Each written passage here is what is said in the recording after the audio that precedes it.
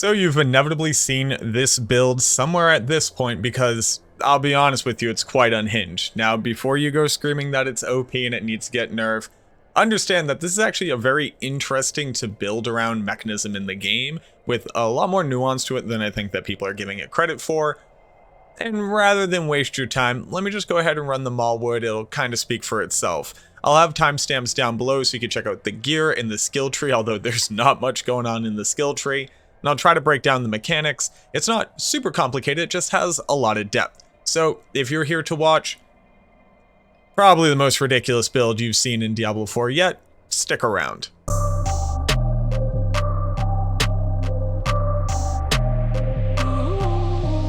So like I said, I'm just going to go ahead and do a Maulwood run. I'm just going to clear it how I would normally clear it.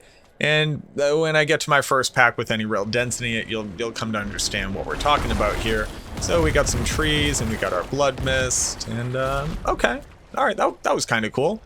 I didn't know blood mist did like explosion damage, but all right, sure. Yeah, that's pretty nice. I thought it was just kind of a utility skill and oh, our cooldown is like already here. Wow, that's actually wild. Oh wait, our cooldown is completely cleared again. All right, enough ridiculousness. You've seen this before. It is the infinite blood mist corpse explosion build. I don't know what we really want to call this. I'm actually thinking it's going to be kind of interesting to try to come up with names for the different builds in Diablo 4 because they're pretty nuanced. I'm thinking Infinimist, which has like big Incredibles vibes for you Pixar fans out there. Oh no, is that DreamWorks? I don't remember if I'm being honest with you. I think it's Pixar.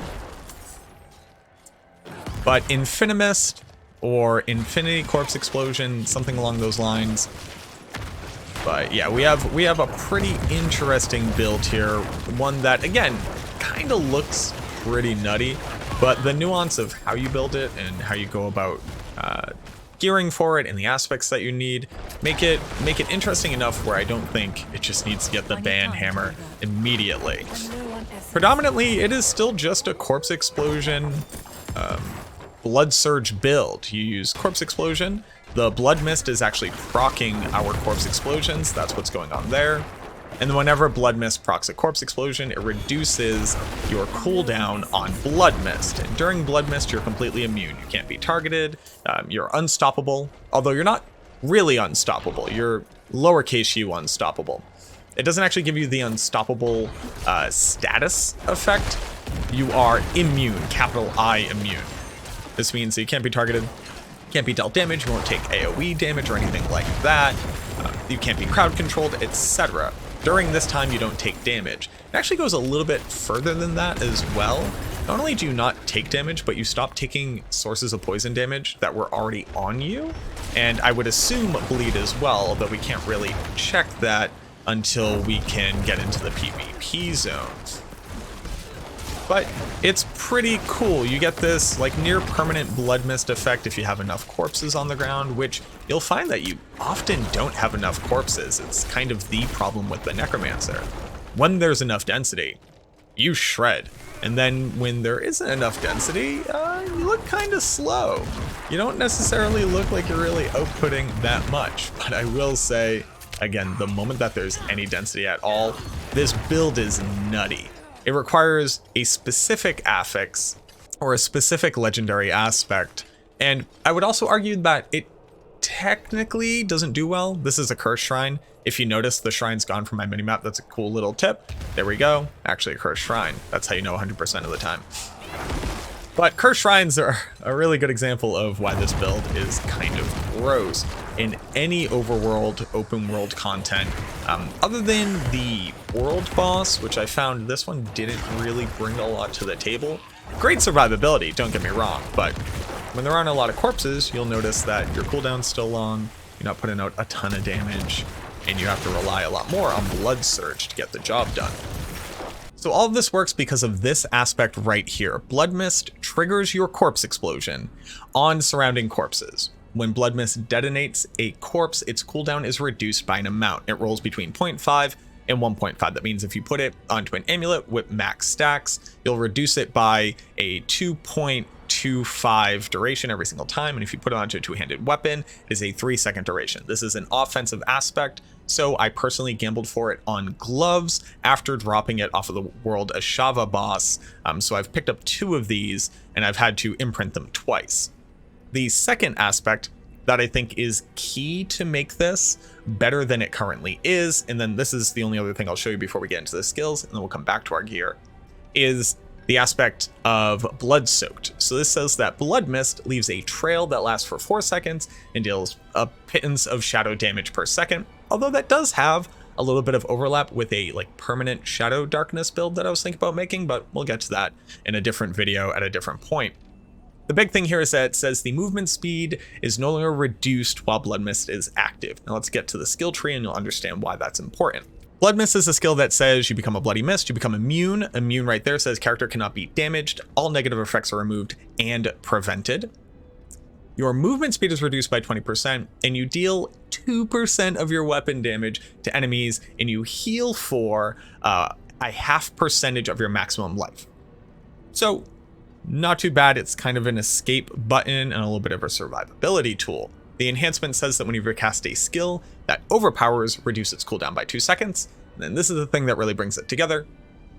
Ghastly Blood Mist says that Blood Mist leaves behind a corpse every second. So if our affix says that our Blood Mist is going to trigger our corpse explosion, and Blood Mist also leaves behind a corpse, and when Blood Mist explodes a corpse, it's going to reduce its cooldown, you get how we got to that ridiculous domino effect. Now, we detonate so many corpses so quickly with this, I've actually completely disabled vibration in my controller, and I've completely disabled screen shake.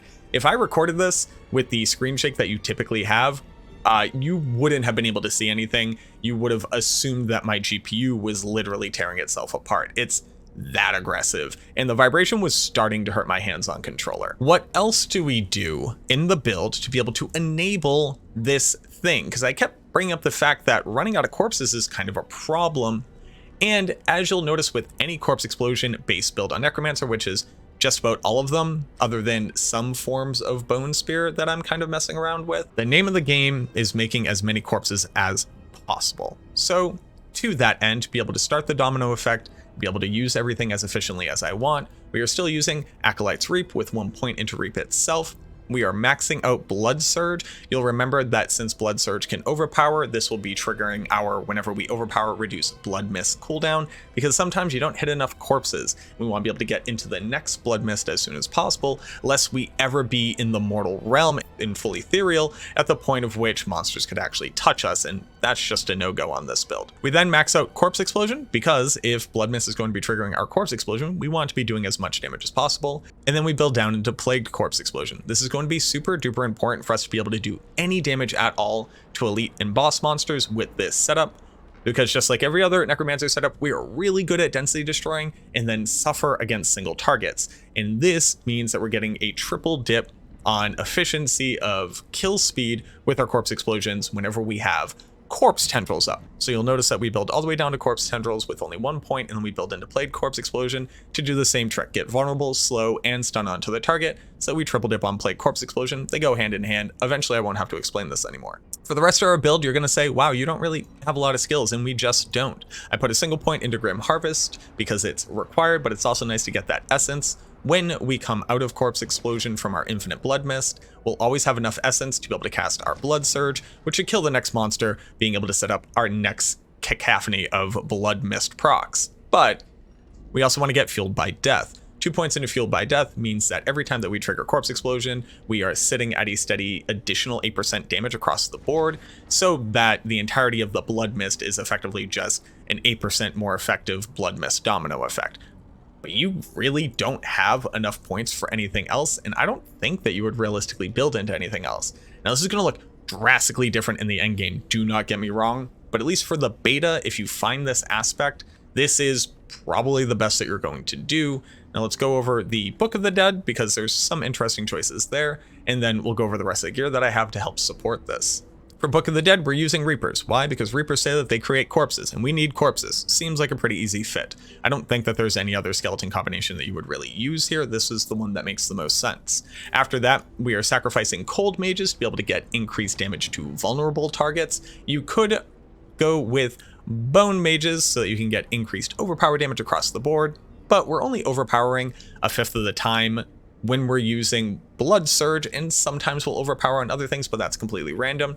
Whereas we need to create vulnerability on monsters to make it so our corpse explosion can actually kill bosses, and I'd rather do more damage when a monster is vulnerable as opposed to do more damage sometimes when I overpower. And then for the golem, you don't really have a lot of options here, but we do sacrifice for the increased attack speed. This is nice to be able to trigger Reap fast enough so that we get that corpse to start the corpse tendrils, so that then when an elite monster is pulled in or a boss has vulnerable applied to it, we can start our Blood Mist domino.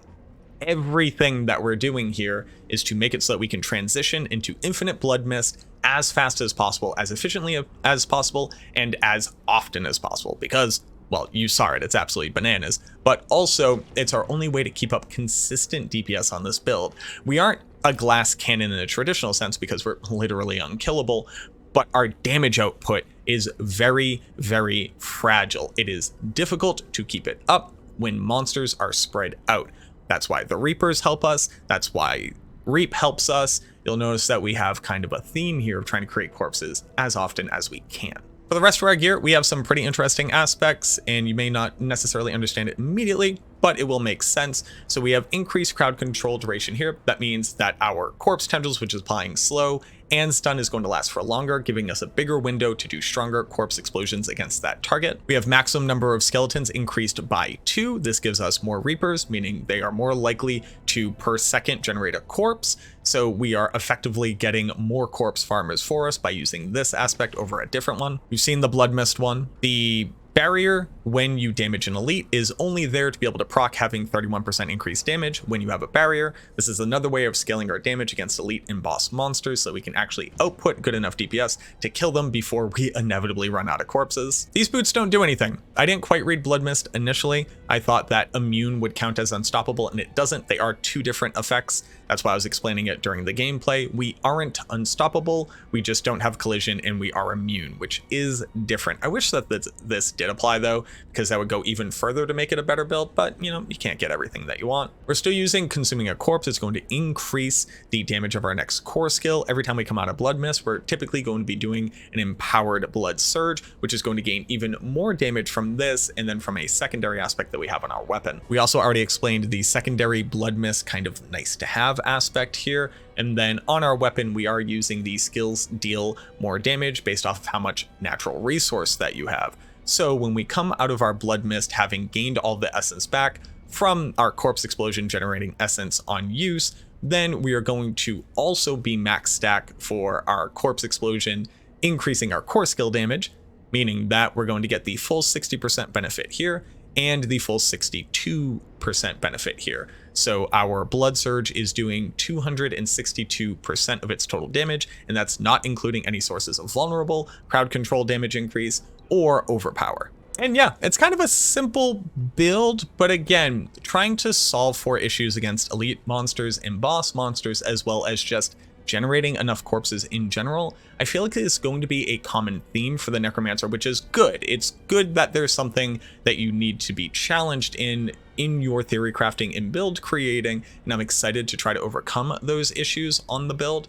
Again, once you have more skill points, there are a lot of ways that this build could absolutely flourish and marry together a lot more single target damage, as well as just increasing its overall viability and scaling. But in the beta, I think that this is the best that you can do. You have a little bit of wiggle room, but quite frankly, I haven't really found anything that's much better without using some aspects that I just haven't found in the game yet. Again, if you're looking for the easiest way to gamble for this, let me just go show you the Purveyor of Curiosities, and then I will very quickly explain why I personally gamble the way that I do for a chance to get the Blood Mist aspect itself. So if you haven't looked in the Codex of Power, you can actually see the different types of aspects: defensive, offensive, resource, utility, and mobility. Not only that, you can see the item types that they can be applied to and that they can spawn on. So a defensive aspect could spawn on a shield, a helmet, an armor, pants, or an amulet. Offensive, which the Blood Mist will cause your corpse explosion to trigger is an offensive aspect, can spawn on amulets, weapons, gloves, and rings. And then if we look through, you'll notice that no other type can spawn on a weapon. So theoretically, you would want to buy just weapons, because weapons can always have and only have an offensive aspect on it. Whereas if you look again, you'll notice that rings can have resources on them as well, and nothing else. So there's two options there. Amulets can actually have any type of aspect on them except for resource. So that's 4 different options. But gloves can only have utility aspects and offensive aspects. So let's go look at how much it costs to gamble something. So if you look through here, you'll see that the different weapons are typically pretty high. So an offhand focus is 40 obols, one-handed weapons are 50, two-handed weapons, which is where I would want to put the most powerful combat or offensive based aspect that I have to get the double bonus on it, costs 75 obols. Whereas gloves only cost 25 obols. So while weapons will always have an offensive aspect on them, gloves effectively have a 50% chance to have an offensive aspect on them, since they can only roll from 2 different pools of aspects, resource as well as offensive, but they cost a third of weapons. So even if they're only half as effective, they are a third of the cost. So they are going to be able to get you more chances at offensive aspects per obol spent than buying a weapon. Not only that, typically you want to be able to replace stuff on weapons or use a stronger weapon base. So it's difficult to get a weapon and get this aspect on it when you would much rather have a much more powerful aspect on your weapon. So ultimately, that's why I have it on my gloves, because I sat here gambling gloves after I dropped my own to be able to replace it. So I hope that that helps you farm a little bit more efficiently, as opposed to just sitting there spamming dungeons right now trying to get legendary items to drop. There you have it. I hope that it helps. I hope that you're enjoying this build if you already have the aspects, and I might have shed some light on some ways to be able to min-max and make it more efficient. If you're trying out this build and you've come up with a completely different way of building it, please let me know down below. We are in the wild west of theory crafting right now. I'm just one dude, and I think I'm kind of okay at trying to manage these types of things. But the more that we work together, the better collective outcome that we'll have. So please let me know if you come up with a different build that you think is better. I cannot wait to hear from you. Thank you so much for watching this video. I truly hope that you enjoyed it, and I look forward to seeing you in the next one.